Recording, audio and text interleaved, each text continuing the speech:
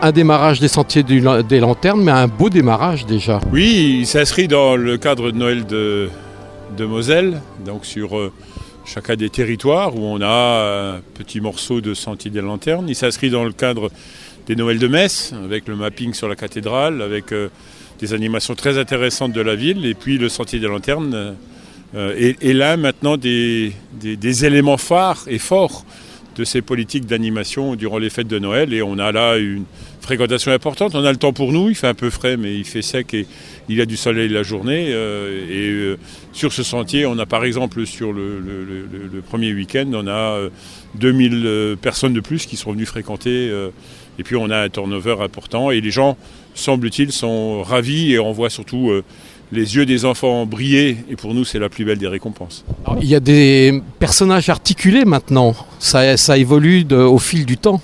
Oui, chaque année on y investit pour faire évoluer, pour éviter de remontrer la même chose.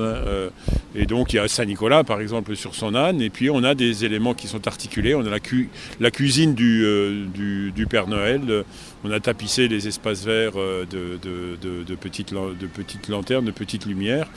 Et nous, on souhaite le faire évoluer. Ensuite, je pense qu'il faut qu'on le dise à vos téléspectateurs, c'est-à-dire que c'est un sentier gratuit. C'est-à-dire que les gens sont accueillis gratuitement. Quelquefois, il faut faire preuve de patience parce qu'il y a beaucoup de monde. Il y a énormément de monde les week-ends, par exemple. Mais c'est merveilleux. On revient dans le moment de notre enfance. Et je crois que c'est bien le propre même des fêtes de Noël. Quelques souvenirs justement sur ces Noëls en Moselle que vous avez pu vivre? Et Noël a toujours été, pour nous, dans le pays sidérurgique, a toujours été un moment de repli familial. C'est-à-dire qu'on se retrouvait autour du sapin, que mon père faisait avec ses 3 enfants.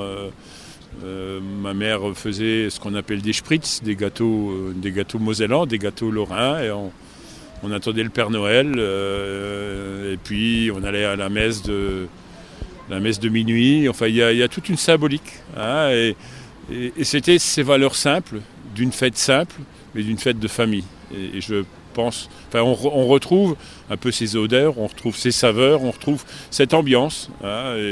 J'espère que cette ambiance-là apaisera un peu les consciences, parce que je sens qu'aujourd'hui il y a une certaine crispation et il faut apaiser et éviter que cette crispation prenne trop d'ampleur.